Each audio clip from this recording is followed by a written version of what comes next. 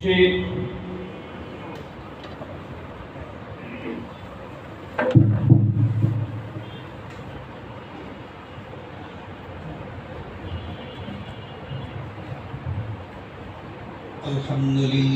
nahmaduhu wa nasta'inuhu wa nastaghfiruhu wa nu'minu bihi wa natawakkalu alayhi wa na'udzu billahi min shururi anfusina wa min sayyiati a'malina man yahdihillahu fala mudilla lahu wa man yudlilhu fala hadiya lahu wa nashhadu an la ilaha illallah wahdahu la sharika lahu wa nashhadu anna sayyidana wa nabiyyana wa maulana Muhammadan abduhu wa rasuluh sallallahu ta'ala alaihi wa ala alihi wa ashabihi wa baraka wa sallam. Amma ba'du fa a'udzu billahi minasy syaithanir rajim. Bismillahirrahmanirrahim. Innal ladzina yunadunaka min wara'il hujurati aktsaruhum la ya'qilun walau annahum sabaru hatta takhruja ilaihim lakana khairan lahum wallahu ghafurur rahim. وقال رسول الله صلى الله عليه وسلم كن عالما أو متعلما أو مستمعا أو محبا ولا تكن خامسا فتهلك أو كما قال عليه الصلاة والسلام. শ্রদ্ধেয় সভাপতি হযরত উলামায়ে কেরাম, সম্মানিত সুধী সমাজ, এলাকার সর্বস্তরের মুসলমান ভাইয়েরা আমার ও আমার প্রিয় ছাত্র ভাইয়েরা, পবিত্র কোরআনের সূরা হুজুরাতের 4 নম্বর এবং 5 নম্বর আয়াত আমি আপনাদের সামনে তিলাওয়াত করেছি। এতে ডিসটার্ব করে সার্ভিসে ডিসটার্ব করে।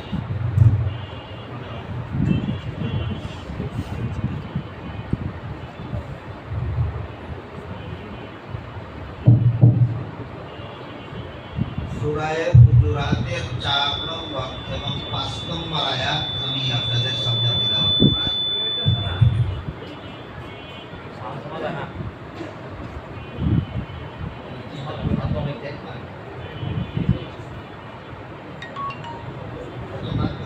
চার নম্বর এবং 5 নম্বর আয়াত আমি আপনাদের সামনে তিলাওয়াত করছি। এই দুটি আয়াতের ব্যাখ্যা প্রসঙ্গে রইসুল মুফাসসিরিন হযরত আব্দুল্লাহ ইবনে আব্বাস রাদিয়াল্লাহু তাআলা আনহু বলেন, এই আয়াতগুলিতে আল্লাহ রাসূল করিম সাল্লাল্লাহু আলাইহি ওয়াসাল্লামকে যেভাবে সম্মান করার নির্দেশ দিয়েছেন, যেভাবে মর্যাদা দেওয়ার নির্দেশ দিয়েছেন, হুবহু সেভাবেই আলেমগণকেও সম্মান করতে হবে।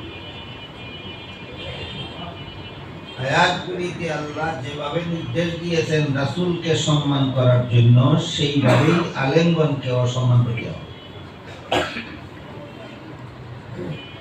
প্রসঙ্গে আমাদের তিনটি কথা বোঝা দরকার, এটা আরো বেশি চেষ্টা করে। এক কথা এক অংশ সাউন্ড করে আর আরেক অংশ সাউন্ড হয় না। এগুলি বন্ধ করে দিলে খুব ভালো হয়, ডিস্টার্ব হলে কথা বলা যায় না। বলতেছিলাম সূরা হুজুরাতের 4 নম্বর এবং 5 নম্বর আয়াতের ব্যাখ্যা প্রসঙ্গে এই উম্মতের সর্বশ্রেষ্ঠ মুফাসসির কোরআন রাসূল করিম সাল্লাল্লাহু আলাইহি ওয়াসাল্লামের আপন চাচাতো ভাই হযরত আব্দুল্লাহ ইবনে আব্বাস রাদিয়াল্লাহু তাআলা আনহু বলেন, এই আয়াতগুলিতে আল্লাহ রাসূলকে যেভাবে সম্মান করার হুকুম দিয়েছেন হুবহু সেভাবেই আলেমগণকেও সম্মান করতে হবে। আমাদের বুঝার ব্যাপার, কেন রাসূলকে যেভাবে সম্মান করার হুকুম দিয়েছেন আল্লাহ, আমরা আলেমগণকে সেভাবেই সম্মান করতে হবে। এবং এরকম সম্মান করলে আমাদের উপকার কি হবে, আর আলেমদের প্রতি অন্তরে ঘৃণা পোষণ করলে ক্ষতি কি হবে। বস এই তিনটি কথাই আমি আজকে আপনাদের সামনে তুলে ধরতে চাই। প্রথম কথা হলো, আলেমদেরকে নবীর মতোই সম্মান করতে হবে। কেন? তার কারণ হলো, জগৎবাসী মানুষকে জাহান্নাম থেকে বাঁচার পথ দেখাবার দায়িত্ব পালন করেছেন নবী রাসূলগণ। আল্লাহ পাক রব্বুল আলামিন নবী রাসূলগণকে মনোনীত করে পাঠান এই কাজের জন্যই, যে জগৎবাসী মানুষকে জাহান্নাম থেকে বাঁচার পথ দেখায়। যে পথে জীবন যাপন করলে দুনিয়াতে শান্তি, আখিরাতে শান্তি, সেই পথে জীবন যাপনের ব্যবস্থা প্রদান করে।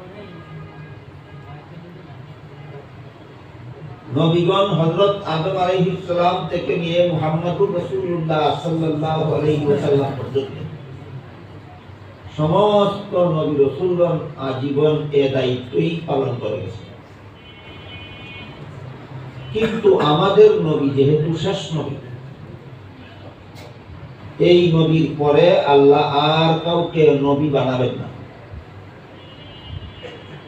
এমনভাবে আল্লাহ কোরআনের এক আয়াতে বলেন, ওয়ালাকিন রাসূলুল্লাহি ওয়া খাতামান নাবিয়্যিন, মুহাম্মদ সাল্লাল্লাহু আলাইহি ওয়াসাল্লাম আল্লাহর রাসূল এবং খাতামুন নাবিয়্যিন।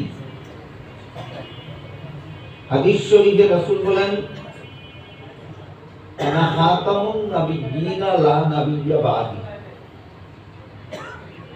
আমি খাতামুন নবিয়্যিন হওয়ার অর্থ হলো আমার পরে কোনো নবী নাই। আল্লাহ বলেছেন খাতামুন নবিয়্যিন, রাসূল বলেছেন এর অর্থ আমার পরে আর কোনো নবী নাই। কাজেই এই শেষ নবী দুনিয়া থেকে বিদায় হওয়ার পর জগৎবাসী মানুষকে জাহান্নাম থেকে বাঁচার পথ, দুনিয়ার জীবনেও শান্তির পথ, মুক্তির পথ প্রদর্শন করার মতো নবীগণের পরে আলেমগণ ছাড়া আর কেউ। আলেমগণ নবীগণের দায়িত্ব পালন করে। এজন্য হাদিস শরীফে রাসূল করিম সাল্লাল্লাহু আলাইহি ওয়াসাল্লাম বলেন, ইন্নাল উলামা ওয়ারাসাতুল আমবিয়া, আলিমগণ নবীগণের উত্তরাধিকারী। নবীগণ কোন ধন সম্পদের উত্তরাধিকারী করেন না, নবীগণ ইলমে ওহীর উত্তরাধিকারী করেন। আর ইলমে ওহী আল্লাহ পাঠান দুনিয়াতে মানুষকে জাহান্নাম থেকে বাঁচার পথ প্রদর্শন করেন। কাজেই নবীগণের অবর্তমানে এই গুরু দায়িত্বটা কিয়ামত পর্যন্ত একমাত্র আলেমগণ পালন করে থাকেন। সারমর্ম হলো নবীগণের যেই কাজ আলেমগণের সেই কাজ। নবীর যুগে নবী ছাড়া মানুষকে জাহান্নাম থেকে বাঁচার পথ প্রদর্শনকারী আর কেউ ছিল না। নবীর অবর্তমানে আলেমগণ ছাড়া জগৎবাসী মানুষকে জাহান্নাম থেকে বাঁচার পথ প্রদর্শনকারী আর কেউ নাই। কথাটা সহজে বোঝার জন্য একটি উদাহরণ দেওয়া যেতে পারে। ধরুন এক ব্যক্তি তার মায়ের গর্ভে থাকা অবস্থায় তার বাবা মারা গেল। জন্ম হওয়ার পর বাবার চেহারাও দেখতে পেল না, তাই এতিম ছেলেটাকে লালন পালন করলো তার চাচা, লেখাপড়া করালো তার চাচা, মানুষ রূপে গড়ে তুললো তার চাচা। সন্তানকে লালন পালন করা, লেখাপড়া করানো, মানুষ রূপে গড়ে তোলা মূলত দায়িত্বটা বাবার। বাবা না থাকার কারণে বাবার দায়িত্ব কে পালন করে দিল? ওইখানে যেভাবে বাবার যেই দায়িত্ব ছিল চাচা হুবহু সেই দায়িত্ব পালন করে দিয়েছে, ঠিক তেমনি ভাবে এখানেও নবীগণের যে দায়িত্ব ছিল নবীগণ দুনিয়াতে না থাকার কারণে হুবহু সেই দায়িত্বই আলেমগণ পালন করে থাকে। এজন্য ইবনে আব্বাস বলেন, আল্লাহ আয়াতগুলিতে যেভাবে নবীকে সম্মান করার হুকুম দিয়েছেন সেভাবেই আলেমগণকে সম্মান করতে হবে। আমরাও দুনিয়াতে আসার আগেই আমাদের নবী দুনিয়া থেকে বিদায় হয়ে গেছে। আমরা দুনিয়াতে এসে নবীকে দেখার সুযোগ লাভ করতে পারি। যদি আমরা দুনিয়াতে এসে নবীকে পেতাম তাহলে দিন, ধর্ম, কলেমা, কালাম, নামাজ, বন্দেগী, হালাল হারাম নবীর কাছেই শিখতাম। নবী না থাকার কারণে এগুলি আমাদেরকে আলেমগণ শিক্ষা দেন, যার মাধ্যমে আমরা জাহান্নাম থেকে বাঁচতে পারি। খুব সহজ একটি উদাহরণ দিচ্ছি, দেখুন এই ব্যাপারে। হযরত মুসা আলাইহিস সালাম আল্লাহর কাছে আবেদন করেছিলেন, হে আল্লাহ, আমি নবী হিসাবে আমাকে বিশেষ কোন জিকির শিক্ষা দিন। আল্লাহ মুসা আলাইহিস সালামকে বললেন, আপনি লা ইলাহা ইল্লাল্লাহ জিকির করুন। মুসা আলাইহিস সালাম বলেন, লা ইলাহা ইল্লাল্লাহ জিকির তো শুধু নবীর জন্য নয়, এটা তো সমস্ত উম্মতের জিকির। তাহলে আমি নবী হিসাবে বিশেষ জিকির হলো কিনা? আল্লাহ মুসা আলাইহিস সালামকে বললেন, এই লা ইলাহা ইল্লাল্লাহ যদি এক পাল্লায় তোলা হয় আর সমস্ত ৭ আসমান ৭ জমিন যদি আরেক পাল্লায় তোলা হয়, ৭ আসমান ৭ জমিনের পাল্লা হালকা হয়, লা ইলাহা ইল্লাল্লাহর পাল্লা ভারী হয়। সুবহানাল্লাহ। আমাদের বুঝার দরকার কেন লা ইলাহা ইল্লাল্লাহর পাল্লা ৭ আসমান ৭ জমিনের থেকে ভারী হবে কেন? তার কারণ হলো, কোন ব্যক্তি যদি ধরুন কথার কথা ৭ আসমান ৭ জমিনের মালিক হয়ে যায়, শুধু লা ইলাহা ইল্লাল্লাহ বিশ্বাস করে না,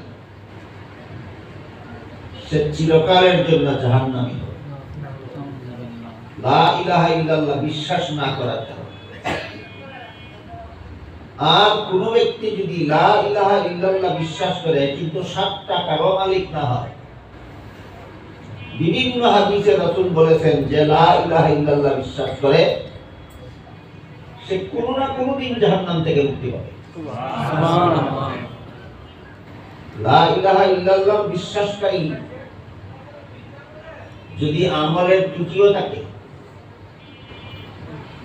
ইবাদত বন্দেগীতে যদি তার ত্রুটিও থাকে, সেই ত্রুটির জন্য বিচার আছে, শাস্তি আছে, কিন্তু সেই শাস্তি কোনো না কোনো দিন শেষ হবে। শেষ হওয়ার পর একমাত্র লা ইলাহা ইল্লাল্লাহ বিশ্বাস করার কারণে চিরকালের জন্য জান্নাতে চলে যাবে। সুবহানাল্লাহ। ঘটনা বুঝে থাকলে অবশ্যই আপনারা অনুধাবন করতে পারছেন যে আল্লাহর দৃষ্টিতে ৭ আসমান ৭ জমিনের মূল্য বেশি না লা ইলাহা ইল্লাল্লাহর মূল্য বেশি? এই লা ইলাহা ইল্লাল্লাহ কি আমাদেরকে সরাসরি নবী শিক্ষা দিয়েছেন না একমাত্র আলেমগণ শিক্ষা দিয়েছেন? একমাত্র আলেমগণ শিক্ষা দিয়েছেন। দায়িত্বটা নবীর ছিল, নবী না থাকায় নবীর দায়িত্ব আলেমগণ পালন করছে। এই জন্য ইবনে আব্বাস বলেন, আয়াতগুলিতে আল্লাহ নবীকে যেভাবে সম্মান করার আদেশ করেছেন, আলেমকে সেভাবেই সম্মান করতে হবে। এবার আমরা বোঝার চেষ্টা করি ইবনে আব্বাসের কথা মতো কেউ যদি আলেমকে নবীর মতো সম্মান করে তাহলে তার সুফল কি পাবে, আর কেউ যদি আলেমকে অন্তর থেকে ঘৃণা করে তাহলে তার কুফল কি মুখ করবে। এ ব্যাপারে মুফাসসিরিন کرام তাফসীরের কিতাবে একটি ঘটনার উল্লেখ করেছে।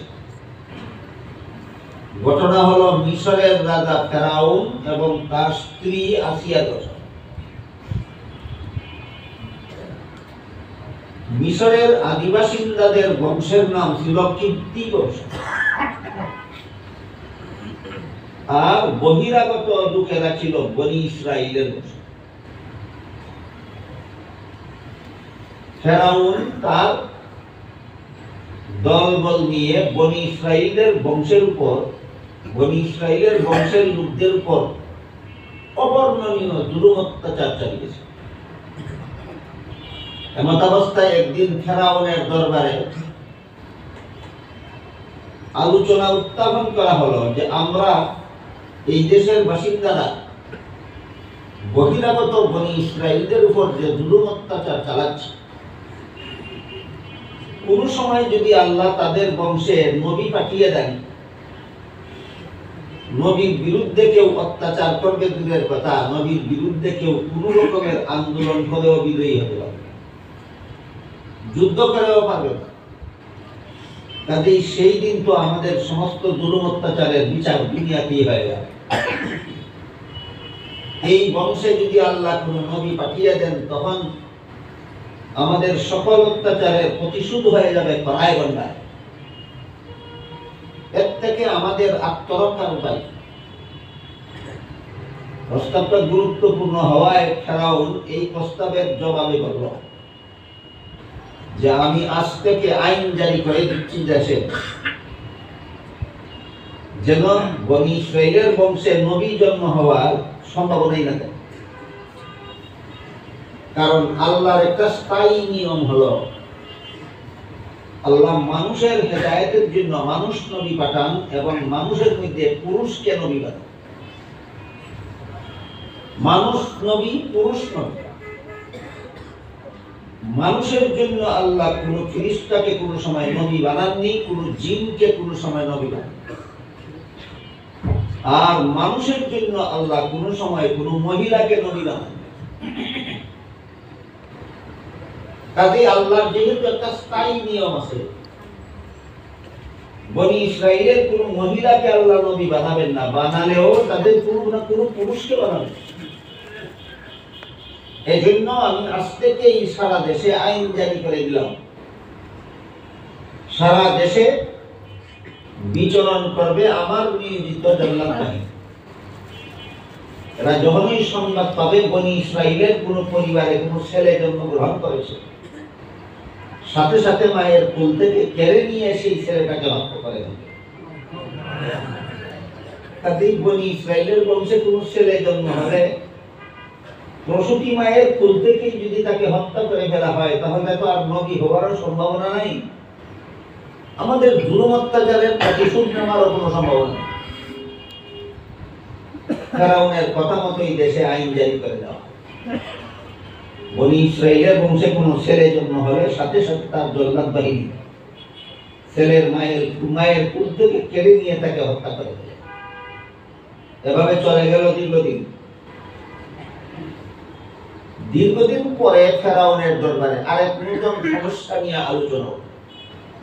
কি সমস্যা? এরা বহিরাগত জাতি বনি ইসরাইল, এই জন্য এদের দ্বারা আমরা লেবারের কাজ করাইতাম, শ্রমিকের কাজ করাইতাম। দীর্ঘদিন যাবৎ এদের শিশুদেরকে ব্যাপকভাবে হত্যা করার কারণে এখন এদের বংশে কোনো যুবক পাওয়া যায় না, কোনো শ্রমিক পাওয়া যায় না। এই আইনের পরিণতিতে সমাজে এই সমস্যা দেখা দিল। তখন ফেরাউন বলল, ঠিক আছে, সাপও মরবে, লাঠিও বাঁধবে, এমন একটা সংশোধিত আইন আমি জারি করে দিচ্ছি।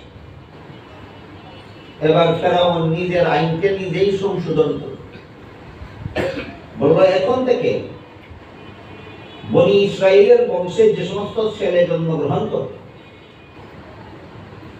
একাধারে 1 বছর পর্যন্ত এই ছেলেদেরকে রেখে দেওয়া হবে লেবার বানাবার জন্য। আর পরবর্তী বছরে এই বংশে যত ছেলে জন্মগ্রহণ করবে এদেরকে হত্যা করে ফেলা হবে নবী না হওয়ার। আগের আইন রইল না, আইন কিছু সংশোধন হইল। আইন কিছু সংশোধন, 1 বছরের ছেলে রেখে দেবে লেবার সমস্যা সমাধানের জন্য, পরবর্তী বছরের ছেলেদেরকে হত্যা করে ফেলবে নবী হওয়ার সমস্যা সমাধানের। প্রথমে যে আইন করেছিল সেই আইন মতে তো নবী না হওয়ার সম্ভাবনা, নবী হওয়ার সম্ভাবনা ছিল না মোটেও। সব ছেলেকেই হত্যা করে ফেললে নবী হবে আর কোন ছেলে? কিন্তু সংশোধিত আইনে যেহেতু আগের বছরের ছেলে হত্যা করার কথা, ছেড়ে দেওয়ার কথা, আর পরের বছরের ছেলে হত্যা করার কথা, এখন কি নবী না হওয়ার গ্যারান্টি রইল না 50% সম্ভাবনা দেখা দিল? আগের বছরের যে সমস্ত ছেলেদেরকে তুমি ছেড়ে দিবে লেবার বানাবার জন্য, এদের মধ্যে যদি কেউ নবী হয়ে যায়, কিন্তু আল্লাহ পাক রব্বুল আলামিন সিদ্ধান্ত নিলেন আরো কঠোর। আল্লাহ সিদ্ধান্ত নিলেন যেই বছরের ছেলেদেরকে তুমি রেখে দেবা লেবার বানাবার জন্য, এই বছর একজন নবী জন্ম দিয়া পাঠাবো। আর পরের বছর যেই বছর তুমি সবগুলি ছেলেকে হত্যা করবা নবী না হওয়ার জন্য, ওই বছর আরেকজন নবী জন্ম দিয়া পাঠাবো।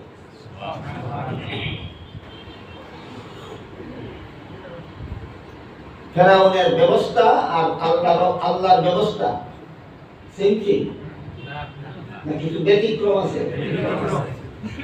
ফেরাউনের ব্যবস্থা হলো আগের বছরের ছেলে রেখে দেওয়া হবে লেবার বানাবার জন্য, আল্লাহ বলে এই বছর এক নবী পাঠাবো জন্ম দিয়ে। পরের বছরের ছেলেগুলিকে হত্যা করে ফেলা হবে নবী না হওয়ার জন্য, আল্লাহ বলে ওই বছর আরেকজন নবী জন্ম দিয়ে। আল্লাহর সিদ্ধান্ত মতো আগের বছর হযরত হারুন আলাইহিস সালামকে জন্ম দিয়ে পাঠায়। এই বছরের ছেলে তো রেখে দেওয়ার কথা লেবার বানাবার, এই বছরে জন্মগ্রহণ করলেন হযরত হারুন আলাইহিস সালাম। পরের বছর ওই হারুন আলাইহিস সালামের মায়ের গর্ভে আল্লাহ মুসা আলাইহিস সালামকে জন্ম দিলেন। রেখে দেওয়ার বছরে জন্ম হলেন হারুন, আর হত্যা করে ফেলার বছরে জন্ম হলেন মুসা।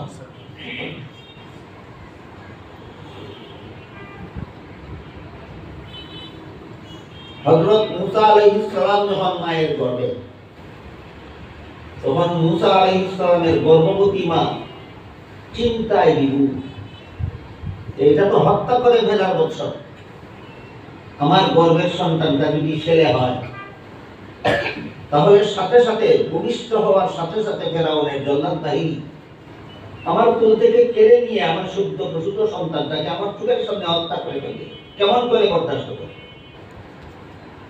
এই চিন্তায় মুসা আলাইহিস সালামের গর্ভবতী মায়ের আহার নিদ্রা বন্ধ হয়ে গেল।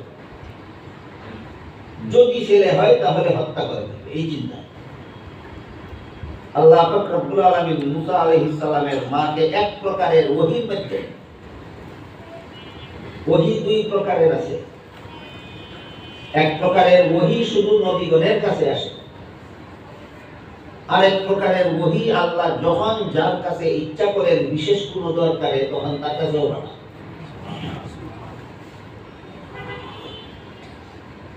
যেমন সূরা নাহলের তো মৌমাছি, সূরা নাহলের মধ্যে আল্লাহ বলে দিয়েছেন মৌমাছির কাছে আল্লাহ ওহী পাঠান। বাসাটা কোথায় বাঁধবে আল্লাহর ওহী মোতাবেক তারা বাসা হবে। শত শত হাজার হাজার মৌমাছি কোন দিকে কত দূর পর্যন্ত গেলে মধু পাবে, এটা তাদের কাছে আল্লাহ ওহীর মাধ্যমে অবগত করেন। মৌচাক থেকে বের হয়ে 2 mile 3 mile 5 mile 7 mile 10 mile 20 mile পর্যন্ত দূরে যায় মধু আহরণ করতে। মধু এক বিন্দু মধু আহরণ করে 10 মাইল 20 মাইল দূরে তার বাড়িটা কোথায় আছে রাস্তা কোনোদিন ভুলে না আল্লাহর ওহীর কারণে। এটা কি নবীগণের ওহী না ভিন্ন প্রকারের ওহী? ওই ওহী দুই প্রকার। এক প্রকার ওহী শুধু নবীগণের কাছে আছে, আর এক প্রকার ওহী নবীগণের কাছে নয়। আল্লাহ ভিন্ন প্রকারের ওহী বিশেষ কোনো কারণবশত বিশেষ কোনো ব্যক্তির কাছে অথবা বিশেষ কোনো জন্তুর কাছেও পাঠান। এই ধরনের ওহী পাঠালেন মুসা আলাইহিস সালামের গর্ভবতী মায়ের কাছে। আল্লাহ বলে দিলেন, তোমার গর্ভের সন্তান যদি ছেলে হয় তাহলে ফেরাউনের জল্লাদ বাহিনী হত্যা করে ফেলবে। এই চিন্তায় তোমার আহার নিদ্রা বন্ধ হয়ে গেছে। আমি জানিয়ে দিলাম তোমাকে, তোমার গর্ভে আমি ছেলেই দান করেছি, আর কোনো চিন্তা নেই। আগে তো চিন্তা ছিল সম্ভাবনার উপর, ছেলে হওয়ার সম্ভাবনা থাকার কারণে চিন্তা। এখন ছেলে হওয়ার গ্যারান্টি, এখন তো চিন্তাও গ্যারান্টি যুক্ত, না কি বলেন? কিন্তু সাথে সাথে আল্লাহ বলে দিলেন, তোমার চিন্তার কারণ নেই। তোমার গর্ভের সন্তান, তোমার গর্ভের ছেলে জন্ম হলে পরে তুমি 2টা দায়িত্ব পালন করবে, আর আমি আল্লাহ আরো 2টা দায়িত্ব পালন করব। মুসা নবীর মাকে যে 2 দায়িত্ব দিলেন আল্লাহ, এর মধ্যে একটা হলো ছেলেটাকে বাক্সে ঢুকাইবা, ছেলেটাকে একটা বাক্সে ঢুকাইবা। দ্বিতীয় দায়িত্ব হলো বাক্সটা নীল নদে ভাসিয়ে দিবা। এই 2 দায়িত্ব দিলেন মাকে। আল্লাহ নিজে নিলেন 2 দায়িত্ব। বাক্স যেন নদীর পানিতে ডুবে না সেই ব্যবস্থা আমি করব, আর এই ছেলেটা আবার নিরাপদে তোমার কুলে ফিরিয়ে দেওয়ার ব্যবস্থা আমি করব। 2 দায়িত্ব মাকে দিলেন আল্লাহ, আর 2 দায়িত্ব নিজে নিলেন। এখানে কিছু শিক্ষণীয় ব্যাপার আছে। যে 2 দায়িত্ব মাকে দিলেন সেই 2 দায়িত্ব পালন করার কি ক্ষমতা ছিল না আল্লাহ? ছিল। উভয় মাকে দিলেন, 2টা নিজে নিলেন, বাকি 2টাও নিজেই নিতেন। এর কারণ হলো আল্লাহ দুনিয়াতে মানুষ পাঠিয়েছেন তোমার সব কাজ আল্লাহ করে দেওয়ার জন্য নয়। দুনিয়াতে তোমারও কিছু কাজ করতে হবে, কাজ করার জন্য আল্লাহ দুনিয়াতে পাঠিয়েছেন। তবে কিছু কাজ এমন আছে যা তোমরা করতে পারবে না, সেটা শুধু আল্লাহ করে। দুনিয়ার জীবনের সকল কাজ 2 প্রকার। এক প্রকার কাজ করার সাধ্য আল্লাহ, ক্ষমতা আল্লাহ মানুষকে দিয়েছেন, আর এক প্রকার কাজ করার ক্ষমতা মানুষের নাই। যে কাজের ক্ষমতা মানুষকে দিয়েছেন সেই কাজের দায়িত্ব আল্লাহ মানুষকে প্রদান করে। যে কাজের ক্ষমতা মানুষের নাই সেই কাজ আল্লাহ করে থাকে। বাক্সে একটা শিশু ঢুকিয়ে বাক্সটা নদীতে ফেলে দিলে বাক্সটা ভেসে থাকবে, ডুবে যাবে না, এমন ব্যবস্থা করার মতো ক্ষমতা মায়ের ছিল না। কাজেই সেই দায়িত্বটা আল্লাহ দিলেন।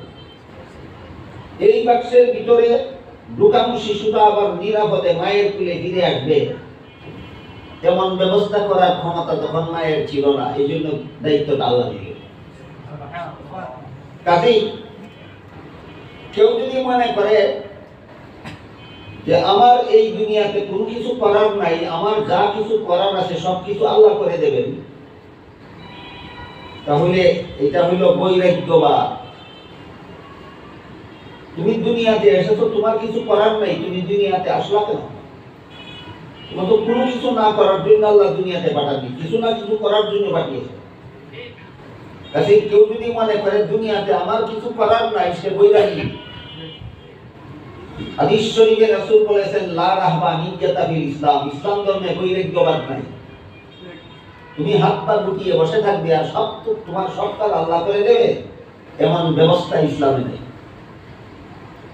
আর কেউ যদি মনে করে যে এই দুনিয়ার জীবনে আল্লাহর কিছু করার নাই, যা করার মতো আছে সবকিছু আমাকেই করতে হবে, এটা হলো নাস্তিকবাদ।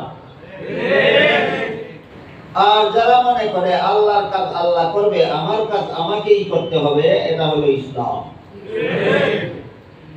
একটা বৈরাগ্যবাদ, একটা নাস্তিকবাদ, একটা ইসলাম। আমার সব কাজ আল্লাহ করে দিবে, এই মনোভাব হইল বৈরাগ্যবাদ। আমার সব কাজ আমি করে নেব, আল্লাহ করার কিছুই নাই, এই চিন্তা চেতনা, এই মনোভাব হইল নাস্তিকবাদ।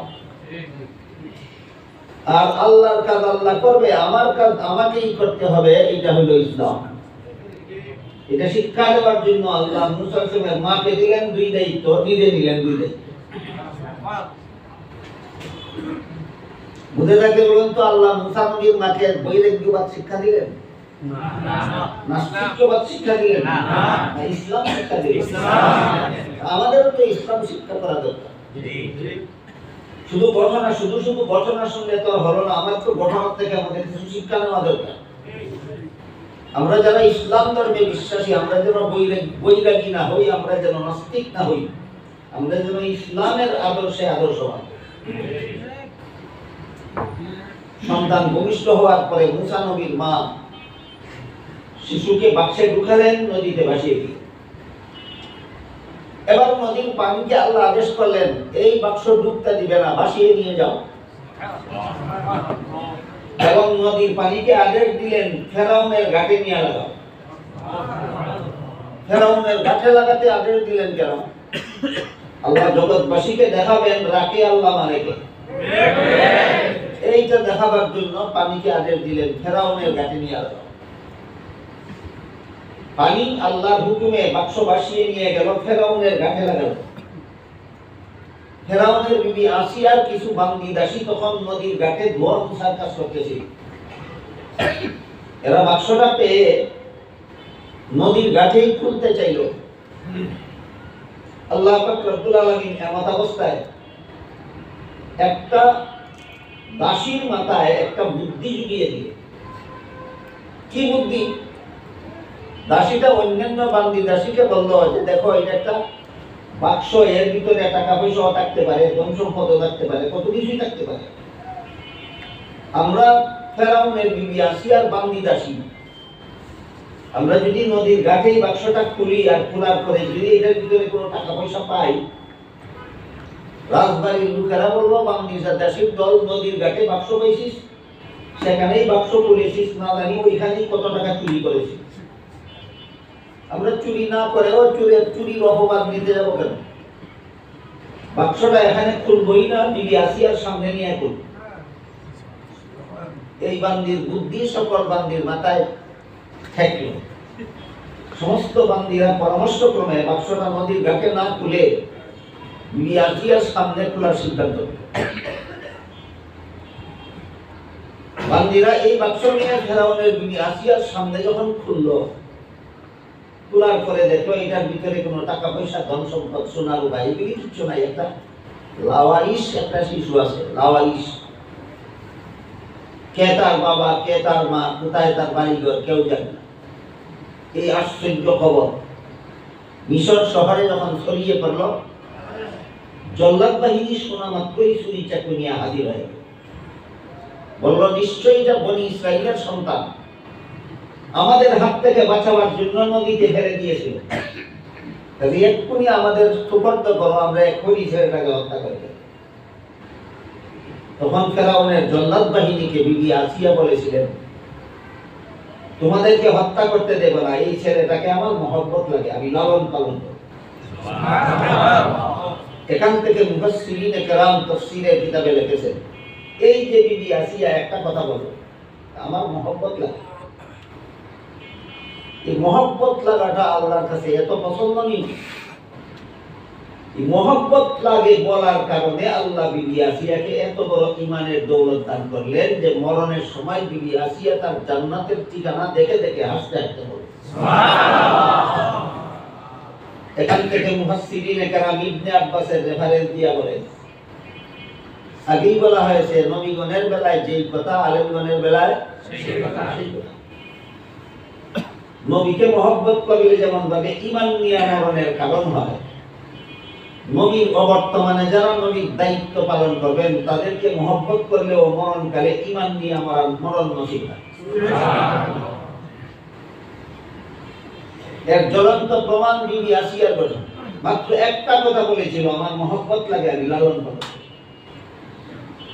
জল্লাদ বাহিনী বলল, তোমার মোহব্বত লাগলে হবে না। আমরা রাজার বেতন বুঝি চাকর, রাজার বেতন খাই, রাজার প্রদত্ত ডিউটি পালন করতে। বিবি আসিয়া বলল, রাজা তো আমার স্বামী, রাজা যদি আমাকে অনুমতি দিয়া দেয় এই ছেলেটাকে লালন পালন করা, তাহলে তোমরা হত্যা করে নেওয়া লাগে।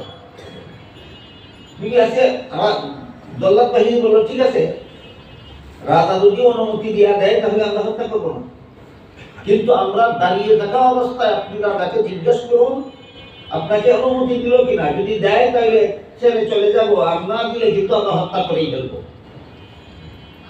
এই বলে জল্লাদ বাহিনী দাঁড়িয়ে রইল। বিবি আসিয়া শিশু মুসাকে তুলে নিয়ে ফেরাউনের কাছে গেলেন, গিয়া বললেন, এইভাবে একটা লাওয়ারিস শিশু পাওয়া গেছে, তোমার জল্লাদ বাহিনী হত্যা করে ফেলতে চায়।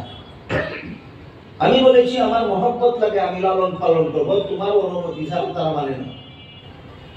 এবার বলো তুমি আমাকে এই শিশুটা লালন পালন করার অনুমতি দিলে কিনা?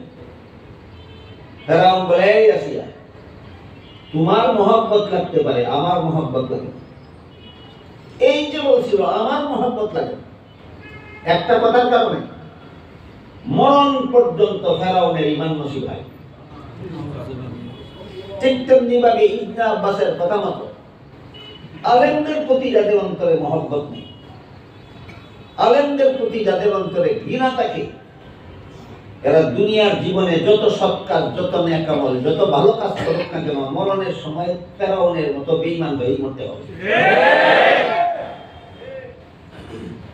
এই প্রসঙ্গে আমি আপনাদের সামনে একটি হাদিস তিলাওয়াত করেছিলাম। হাদিসটা আগে শোনাই আর ঘটনার বাকি অংশ পরে বলি। হাদিস শরীফে রাসূল বলেন, কুন আলিমান আও মুতাআল্লিমান আও মুস্তামিআন আও মুহিব্বান ওয়া লা তাকুন খামিসান ফাতাহলিক আও কামা ক্বালা আলাইহিস সালাতু ওয়াস সালাম। এর অর্থ হলো রাসূল বলেন, তুমি আলেম হও, এটা তোমার জন্য জাহান্নাম থেকে বাঁচার এক নম্বর পথ। যাদের আলেম হওয়ার সুযোগ নাই তাদেরকে রাসূল বলেন, তোমরা আলেমের ছাত্র হও, এটা তোমার জন্য জাহান্নাম থেকে বাঁচার 2 নম্বর পথ। আলেমের ছাত্র স্কুলে হবে না, মাদ্রাসায় হবে। হাতে আরেকটা ঘটনা শোনাই। আল্লামা ইমাম ফখরুদ্দিন রাজি রহমাতুল্লাহি আলাইহি তাফসীরে কবির, পৃথিবীর বিখ্যাত তাফসীরের কিতাব, বিশাল কিতাব তাফসীরে কবিরে হযরত মুসা আলাইহিস সালামের একটি ঘটনা হয়েছে। মুসা আলাইহিস সালাম রাস্তা দিয়ে যাচ্ছিলেন, দেখলেন এক কবরবাসীর কবরে ভীষণ আযাব হচ্ছে। কবরের আযাবের অবস্থা নবীগণকে আল্লাহ দেখার সুযোগ দেন, সাধারণ মানুষকে দেখার সুযোগ দেন না। কেন সুযোগ দেন না? আমাদের নবী এক হাদিসে বলেন, কবরের আযাবের অবস্থা যদি আল্লাহ তোমাদেরকে অবগত করতেন তাইলে তোমরা জীবনে কোনোদিন মুর্দাকে কবরে দাফন করার সাহস পেতে না। এই জন্য সাধারণ মানুষকে কবরের আযাবের অবস্থা জানতে দেওয়া হয়। তবে কবরে কার কার আযাব হয় এটা আমাদের জানা দরকার। 2 দল মানুষের কবরে আযাব হয়।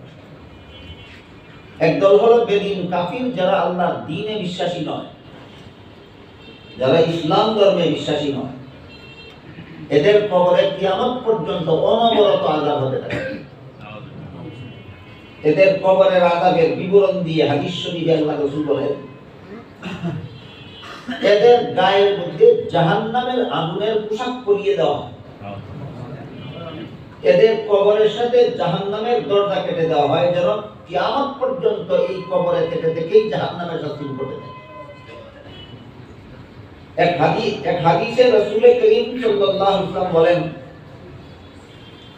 এই বেদিন কাফিরদের কবরে তাদেরকে কামড়াবার জন্য 99টা বিষাক্ত সাপ দেওয়া হয়। এই 99টা সাপের কোন একটা সাপ যদি দুনিয়ার জগতে তার নাকের নিঃশ্বাস ফেলত, তাহলে তার নাকের নিঃশ্বাসের বিষে তাম দুনিয়ার জমি বিষাক্ত হয়ে যেত, যে কারণে কিয়ামত পর্যন্ত এই জমিতে কোনো উদ্ভিদ গজাইতে পারত না। এইরকম বিষাক্ত 99টা সাপ কিয়ামত পর্যন্ত তাকে কামড়াতে থাকে। আর এক হাদিসে রাসূল করিম সাল্লাল্লাহু আলাইহি ওয়াসাল্লাম বলেন, কবরবাসীকে শাস্তি দেওয়ার জন্য আল্লাহ যত ফেরেশতা মোতায়েন করেন, এদের মধ্যে একজন ফেরেশতা আছে তাকে অন্ধ ফেরেশতা বলা হয়, চোখে দেখে না এবং বধির কানেও শোনে না। তার আঘাতে কবরবাসী কি পরিমাণ কষ্ট পায় দেখারও সুযোগ নাই। তার আঘাতে কবরবাসী কত কাকুতি মিনতি করে তার শোনারও হয় না। এই জন্য তার দয়া মায় কিছু লাগে না, শুধু মারতেই যায়। এই ফেরেশতার হাতে কবরবাসীকে শাস্তি দেওয়ার জন্য একটা বিশাল মুগুর দেওয়া হয়। মুগুর, আল্লাহ রাসূল বলেন এই মুগুরের আঘাতের অবস্থা কেমন? রাসূল বলেন ফেরেশতা যদি ওই যে মুগুর দিয়া পিটায় কবরবাসীকে, ওই মুগুর দিয়া যদি একটা পাহাড়ের চূড়ায় আঘাত করত, তাহলে ফেরেশতার হাতের মুগুরের আঘাতে এই পাহাড় চূর্ণ বিচূর্ণ হয়ে একটা বালু স্তূপে পরিণত হয়ে যেত। কয়েকটা বিবরণের দ্বারা আমি আশা করি আপনারা বুঝতে পেরেছেন কবরের আযাব কত ভয়ঙ্কর। দুই দল মানুষের কবরের আযাব। একদল হলো যারা ইসলামের বিধানে বিশ্বাসী নয়, এই অবস্থায় কবর জগতে প্রবেশ করে। আর একদল হলো ইসলামের বিধানে বিশ্বাসী কিন্তু বেপরোয়াভাবে গুনাহ করে। বেপরোয়াভাবে গুনাহ করে। আপনারা কি মনে করেন ইসলাম ধর্মে বিশ্বাসী মানুষ বর্তমান বাংলাদেশে চোর নাই? আছে। ডাকাত আছে। হাইজেকার আছে। জবরদখলকারী আছে। সুদখোর আছে। ঘুষখোর আছে। মদখোর আছে। গাঁজাখোর আছে। দুর্নীতিবাজ আছে। জালিয়াতিকারী আছে। দুষ্কৃতিকারী আছে। তুমি ইসলামে বিশ্বাসী, তুমি এগুলি করো কেন?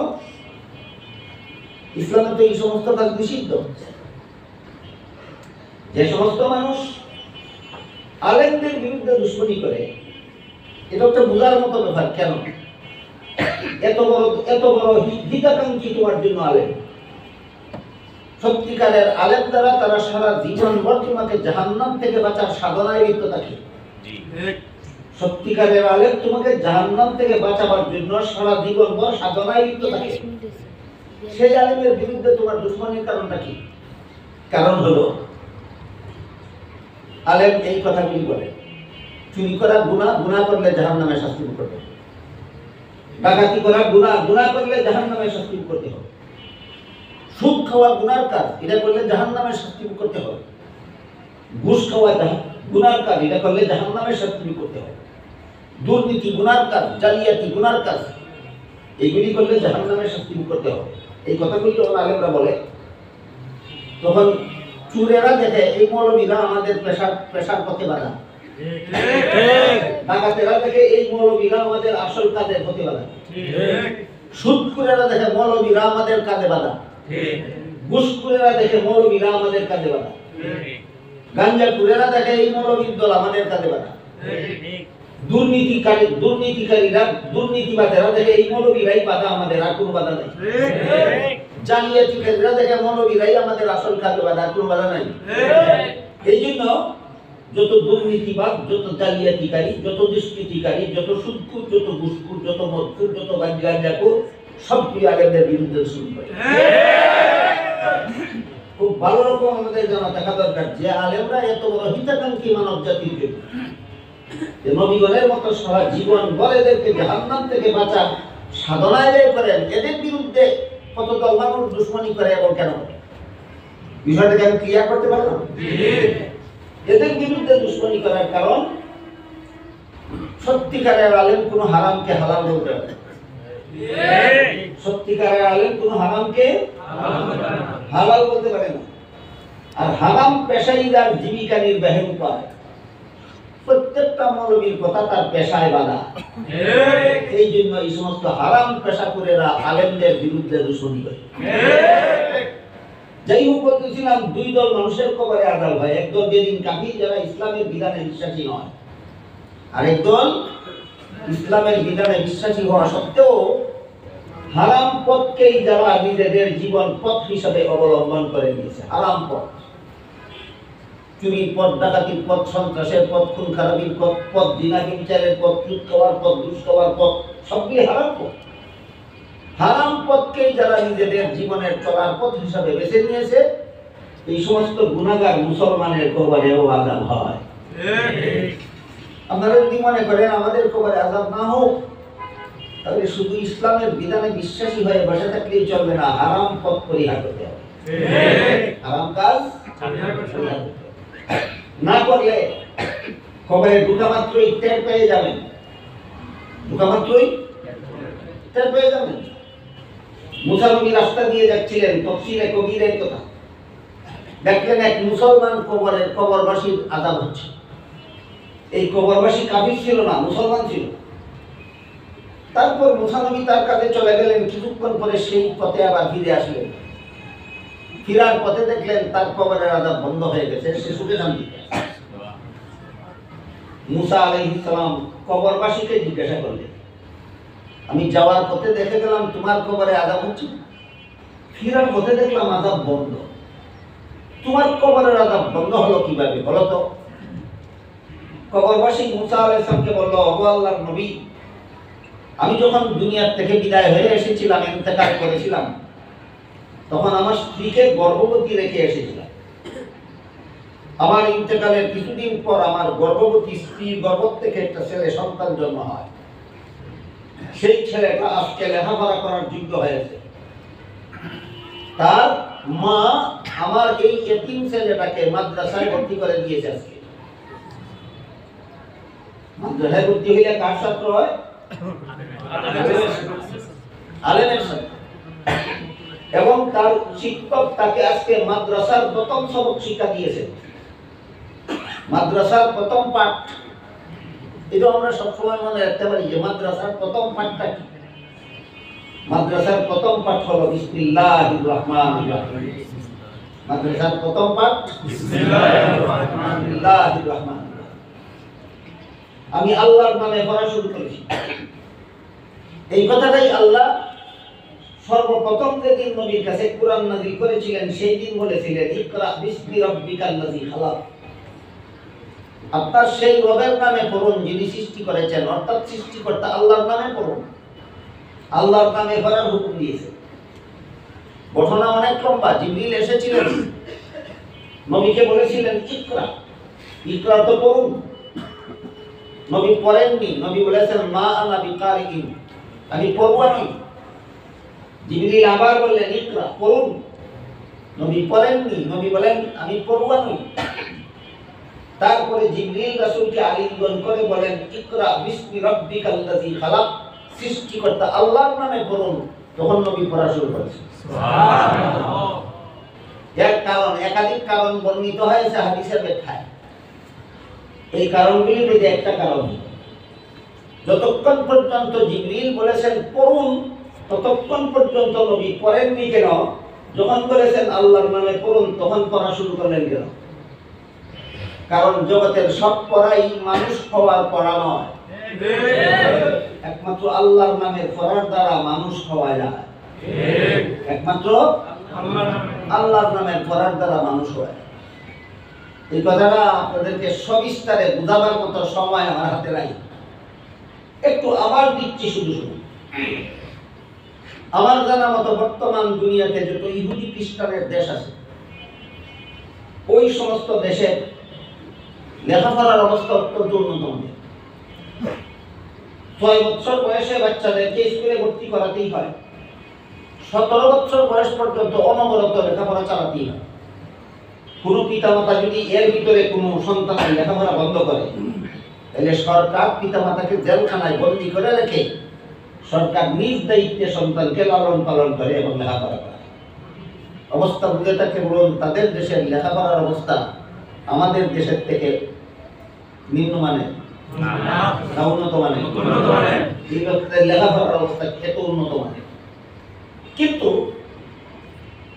তাদের দেশে সরকারিভাবে আইন পাশ করা আছে, বিয়ে ছাড়া নারী পুরুষের মিলন কোনো অপরাধ নয়। বিয়ে ছাড়া নারী পুরুষের মিলন কোনো অপরাধ নয়। বিয়ের আগেই কুমারী মা হয়ে যায়। ওই সব দেশের মেয়েরা বিয়ের আগেই সন্তানাদি মা হয়ে যায় এবং সন্তানের নাম রেজিস্ট্রেশন হয় অফিসে, পিতার নামে নয়, মায়ের নামে।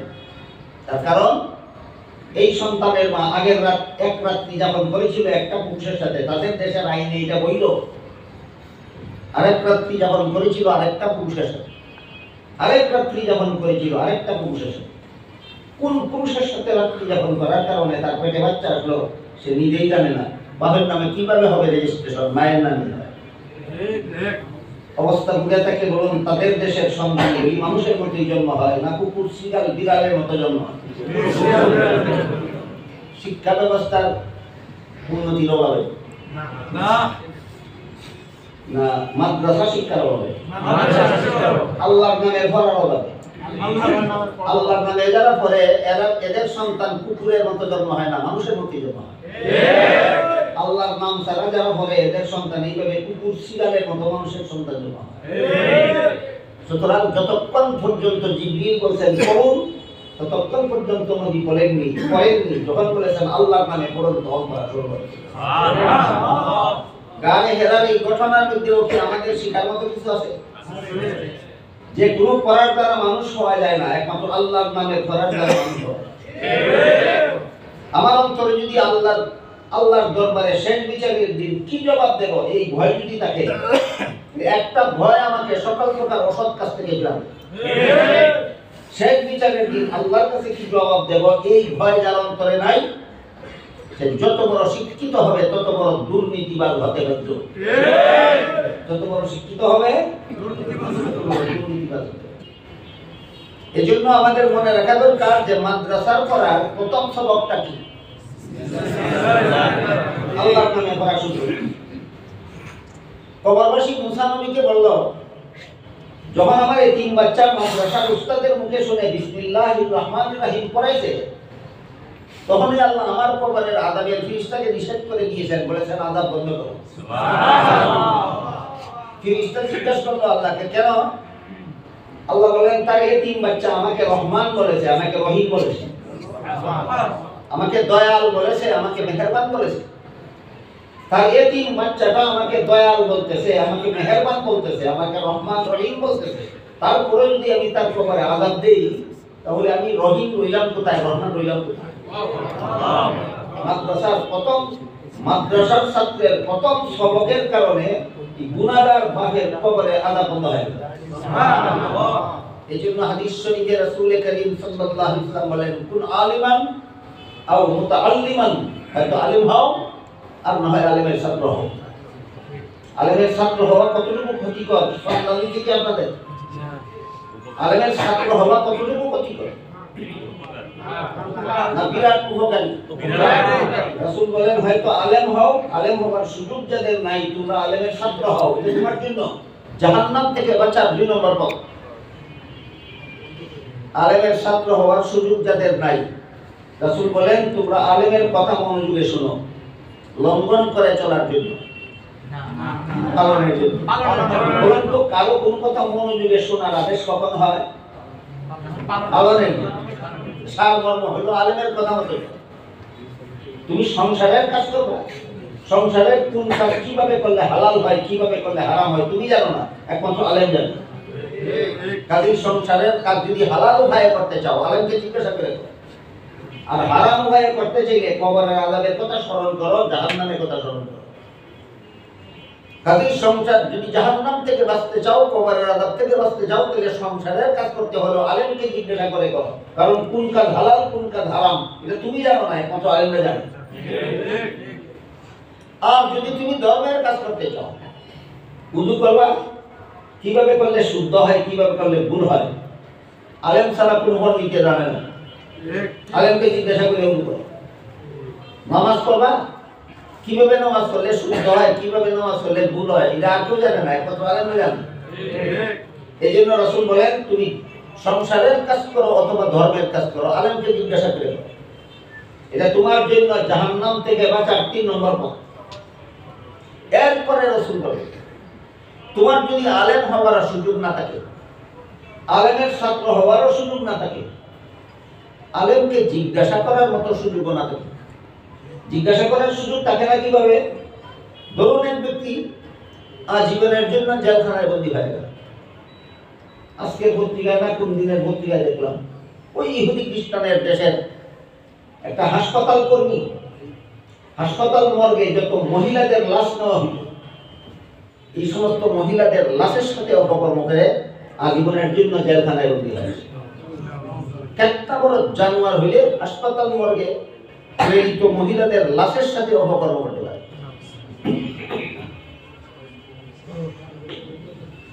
আজীবনের জন্য জেলখানায় বন্দী হয়ে গেছে। আলেমের কাছে যাওয়ারও সুযোগ নাই, আলেমের কথা শোনারও সুযোগ নাই। তুমি আলেমকে মহব্বত করো। রাসূল বলেন এটা তোমার জন্য জাহান্নাম থেকে বাঁচার 4 নম্বর পথ। এরপরে রাসূল বলেন ওয়ালা তাকুন খামিসা, এই 4 পথ ছাড়া তোমার জন্য জাহান্নাম থেকে বাঁচার পঞ্চম কোনো পথ নাই। এটা জীবন বড় আমাদের মনে রাখার মতো আবিষ্কার। আমার কথা না, রাসূলের কথা। হয়তো আলেম হও, এটা তোমার জন্য জাহান্নাম থেকে বাঁচার 1 নম্বর পথ। সুযোগ না থাকলে আলেমের ছাত্র হও, এটা তোমার জন্য জাহান্নাম থেকে বাঁচার 2 নম্বর পথ। এই সুযোগও না থাকলে আলেমের কথা মতো জীবন যাপন করো, এটা তোমার জন্য জাহান্নাম থেকে বাঁচার 3 নম্বর পথ। আলেমের কথা শোনার সুযোগ যদি হারিয়ে যায়, আলেমকে অন্তর দিয়ে মহব্বত করো, এটা তোমার জন্য জাহান্নাম থেকে বাঁচার শেষ পথ। বিবি আসিয়া কি বলেছিল? এই জল্লাদ বাহিনী তোমাদেরকে হত্যা করতে দেব না, আমার মহব্বত লাগে, আমি লালন পালন করব। আল্লাহ বিবি আসিয়াকে জান্নাতি বানিয়ে দিলেন। সুবহানাল্লাহ। ফেরাউনের কাছে নিয়ে যাওয়ার পরে ফেরাউন কি বলেছিল মনে আছে আপনাদের? তোমার মহব্বত লাগতে পারে, আমার মহব্বত লাগে না। বাস 400 বছর পর্যন্ত ফেরাউন রাজত্ব করেছিল। কতদিন? 400। কোন দেশে? মিশরে। 400 বছরের রাজা দুনিয়াতে। আমি কোন ইতিহাসে পাইনি ফেরাউন ছাড়া আর কেউ হয়েছিল। কোন ইতিহাসে ফেরাউন ছাড়া আর কোন রাজার নাম আমি পাইনি যে একটানা 400 বছর পর্যন্ত রাজত্ব করেছে। সেই ফেরাউন 400 বছরের ভিতরে কোনদিন সর্দিও করে, কোনদিন গায়ে জ্বর আসে, কোনদিন মাথা ব্যথা হবে। সেই ফেরাউন যখন বলল তোমার মহব্বত লাগে, আমার মহব্বত লাগে না, আল্লাহ সিদ্ধান্ত নিলেন তোমার মরণ পর্যন্ত ঈমান নসিব হবে না। এখান থেকে মুফাসসিরিনে কেরাম লেখেন আলেমদের প্রতি যদি কারো অন্তরে ঘৃণা থাকে, কেন? সে আমার চুরির প্রতিবাদা, এই আলেমরা আমার ডাকাতির প্রতিবাদা, এই আলেমরা আমার দুর্নীতির প্রতিবাদা, এই আলেমরা আমার জালিয়াতির প্রতিবাদা, এই আলেমরা আমার হারাম পেশার প্রতিবাদা, এই আলেমরা বেশ্যা করার প্রতিবাদা, এই আলেমরা মুক্তি পূজার প্রতিবাদা, এই আলেমরা সুদ খাওয়ার প্রতিবাদা, এই আলেমরা ঘুষ খাওয়ার প্রতিবাদা। এই কারণে যদি আলেমদের প্রতি কারো অন্তরে বিদ্বেষ থাকে, ঘৃণা থাকে, ফেরাউন যেমন ভাবে শিশু মুসার প্রতি ভালোবাসা নাই বলার কারণে মরণকালে বা কাল পর্যন্ত ঈমান নসিব হয়নি, ঠিক তেমনি ভাবে আলেমদের প্রতি এই সমস্ত কারণে যাদের অন্তরে ঘৃণা থাকবে, মরণ পর্যন্ত মরণকালে ঈমান নসিব হবে না। বলেছিলাম সূরা হুজুরাতের 4 নম্বর এবং 5 নম্বর আয়াতের ব্যাখ্যা প্রসঙ্গে রাসূলের আপন চাচাতো ভাই হযরত ইবনে আব্বাস রাদিয়াল্লাহু আনহু বলেছিলেন, আয়াতগুলিতে আল্লাহ নবীকে যেভাবে সম্মান করার আদেশ করেছেন, আলেমগণকে নবীর মতোই সম্মান করতে হবে। বলেছিলাম এই প্রসঙ্গে আমাদের 3টি কথা বুঝার দরকার। একটি হলো কেন আলেমকে নবীর মতো সম্মান করবো কেন? এই প্রশ্নের সংক্ষিপ্ত জবাব হলো নবীগণ যে গুরু দায়িত্ব পালন করে গেছেন দুনিয়াতে, আলেমগণ কিয়ামত পর্যন্ত সেই দায়িত্ব পালন করবে। নবীগণের যেই কাজ আলেমগণের সেই কাজ। এই কারণে যে কারণে নবীকে মহব্বত করতে হবে, একই কারণে আলেমকে মহব্বত করতে হবে। 2 নম্বর প্রশ্ন ছিল ইবনে আব্বাসের কথা মতো আলেমদেরকে আন্তরিকভাবে মহব্বত করলে সুফল কি? সুফল হলো আসিয়ার মতো মরণ হবে। সুফল কি? আসিয়ার মতো মরণ হবে, মানে ঈমান নিয়ে মরণ নসিব হবে। আর ইবনে আব্বাসের কথা মতো আলেমদের প্রতি অন্তরে মহব্বত না রাখার কুফল কি? রাজার মতো, ফেরাউনের মতো মরণ হবে, মরণকালে ঈমান নসিব হবে। ফেরাউন যখন বলেছিল আসিয়া তোমার মহব্বত লাগে, আমার মহব্বত